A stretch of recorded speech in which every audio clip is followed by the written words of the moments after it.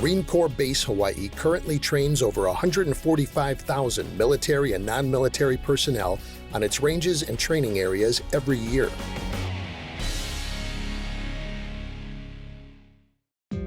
The base enhances combat readiness by maintaining facilities that offer a broad range of training opportunities. These facilities are maintained on Maukapu Peninsula, at the Marine Corps Training Area Bellows, known as McTab, and at the Pu'uloa Training Facility located on Oahu's South Shore.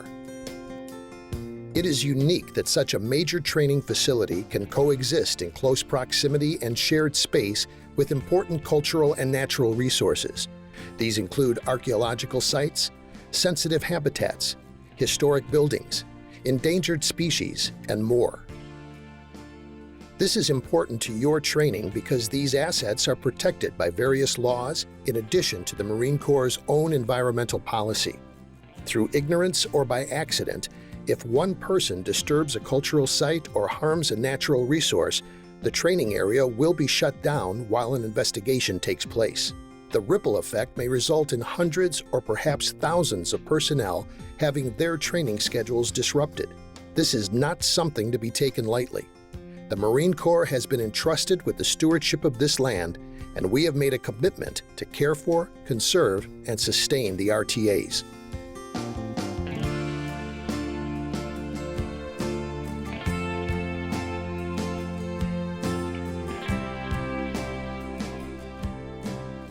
Marine Corps Base Hawaii is one of the most environmentally sensitive of all Marine Corps properties. On the peninsula are two protected wildlife management areas. Nu'upia Ponds, an important habitat for a number of endangered Hawaiian water birds, as well as numerous other species of federally protected migratory birds. And Ulupa'u Crater, home to both a weapons training range and one of only 2 breeding colonies for the red-footed booby in the main Hawaiian Islands. Marine Corps Base Hawaii is the only Marine Corps installation with coral reefs within its jurisdiction. The ocean ecosystem surrounding Maukapu Peninsula is inhabited by a variety of threatened and endangered sea creatures. Archaeological evidence of early human settlement can be found throughout Maukapu and Bellows. These sites include both surface structures and underground features and deposits. These cultural resources are an important part of Hawaiian history and are particularly valued by Native Hawaiians. The area also contains many historic structures that attest to its military history. These are fragile reminders of past decades steeped in tradition and need to be treated with care and respect.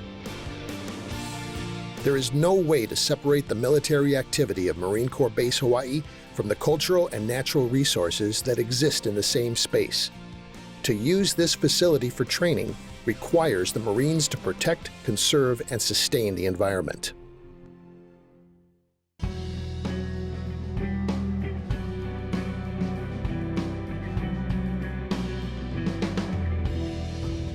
You need to have a basic understanding of the rules that protect these natural and cultural assets and the ability to find specific information when you need it.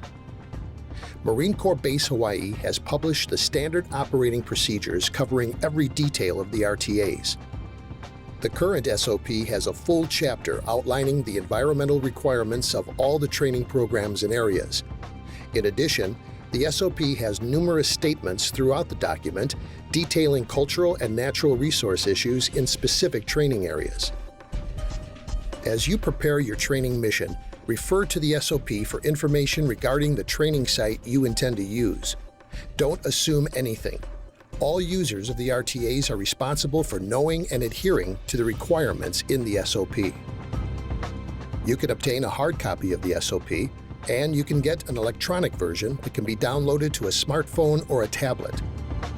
By referring to the SOP on a regular basis, you will develop the skill and experience to identify the most common concerns.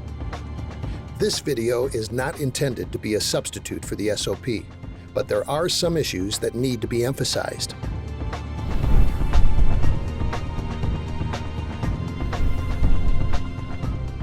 Fire is extremely dangerous. Even a small fire can spread rapidly, destroying vegetation and killing or harming wildlife. Fire can render a training area useless. You need to be aware of anything that could ignite vegetation. This could range from pyrotechnics and hot shrapnel to the exhaust system on a vehicle. Ground fires are prohibited in all the RTAs and on any beach in Hawaii.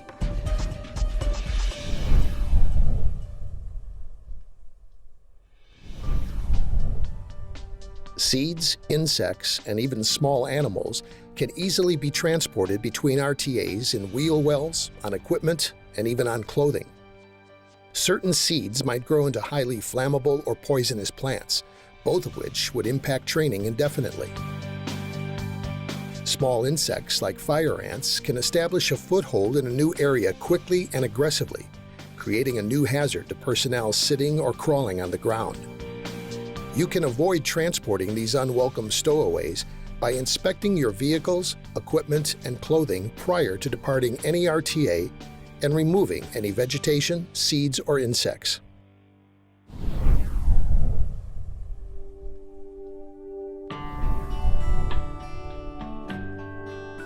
Sandy beaches make up part of many of our training areas, but the use of sand for training purposes is prohibited.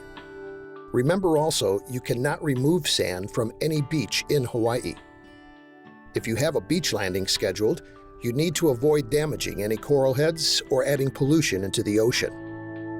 Vegetation along the coast helps hold the shoreline intact, but coastal plants can be damaged if they are walked on or driven over, resulting in shoreline erosion that could reduce the size or effectiveness of the training area. On the beach or in any vegetated training area, stay on defined paths and within your approved areas of movement.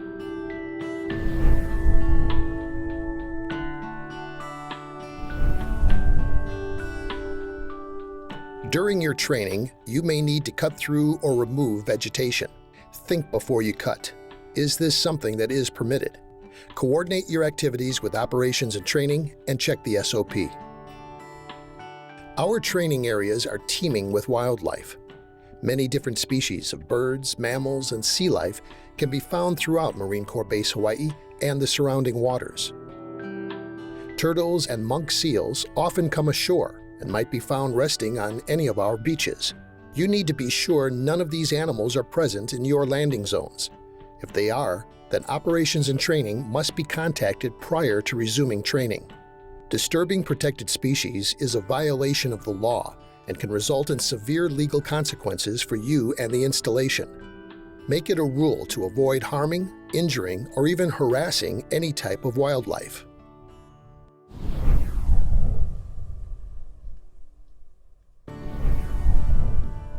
Unauthorized digging is a serious threat to cultural resources. Digging or any type of ground intrusion can disturb archaeological sites and even uncover human remains. The SOP clearly states that any digging into the soil beyond 6 inches from the surface level must be approved in advance by the Environmental Department. The only exception to this is the barrier obstacle training area at McTab.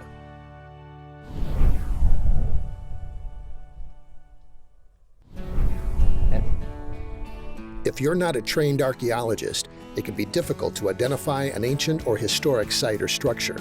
The SOP contains maps and diagrams showing areas that are off limits, and additional maps can be obtained from Environmental that outline places of special significance.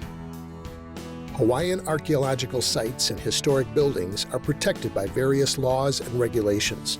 Don't disturb these sites and don't remove anything from them.